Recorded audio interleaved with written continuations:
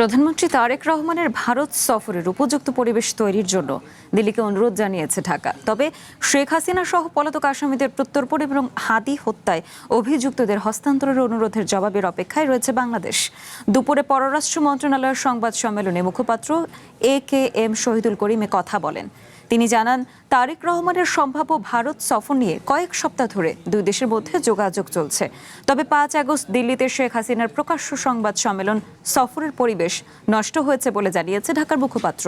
শহীদুল করিম জানান, প্রত্যর্পণ চুক্তি অনুযায়ী শেখ হাসিনা ও অন্যান্য পলাতক আসামি অপরাধীদের ফেরত পাঠাতে এবং ওসমান হাদি হত্যায় অভিযুক্তদের হস্তান্তরের অনুরোধের জবাবের অপেক্ষায় রয়েছে সরকার। বাংলাদেশ সার্বভৌম সমতা, জাতীয় মর্যাদা ও পারস্পরিক স্বার্থের ভিত্তিতে প্রতিবেশী সহ সব দেশের সঙ্গে বন্ধুত্বপূর্ণ সম্পর্ক বজায় রাখবে বলেও জানান মুখপাত্র।